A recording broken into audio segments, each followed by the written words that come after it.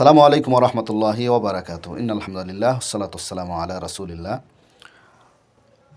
হুদাইবিয়ার ঐতিহাসিক চুক্তি এক বিরল এক চুক্তি এবং ঐতিহাসিক চুক্তি হিসেবে বিবেচিত হয়।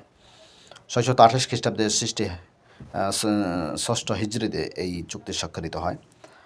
চুক্তি স্বাক্ষরকালে যদিও বিষয়টি মুসলমানদের পরাজয়ের আপাতদৃষ্টিতে মনে হয়, কিন্তু এটা ছিল এক সুদূরপ্রসারী রাজনৈতিক কৌশলের একটি অংশ।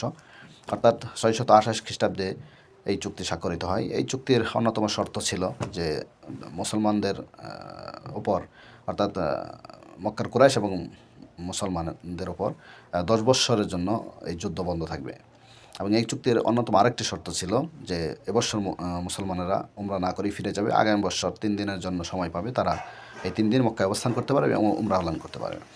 আরেকটা শর্ত ছিল, সেটা হচ্ছে মক্কার কোনো কেউ মদিনায় আসলে তাকে ফেরত দিতে হবে, মদিনার কেউ মক্কায় গেলে তাকে ফেরত দেওয়া হবে না। এই চুক্তির আরেকটা শর্ত ছিল যে আরব গোত্রগুলো চাইলে অন্য গোত্রের সাথে তারা সম্পর্ক করতে পারবে।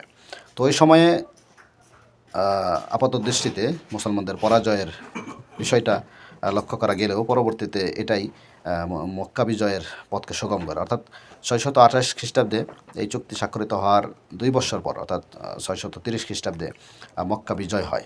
সুতরাং রাসূল সাল্লাল্লাহু আলাইহি সাল্লামের এই চুক্তি একটা রাজনৈতিক দূরদর্শিতার বিষয়টি স্বাক্ষর করে এবং মুসলমানেরা 10 বৎসরের যে চুক্তি স্বাক্ষরিত হয় সেখানে নির্দ্বিধায় নির্বিঘ্নে ইসলাম পালন করা একটা মহা সুযোগ পায়। যদিও এটা 10 বৎসর পরবর্তীতে কন্টিনিউ হয় নাই।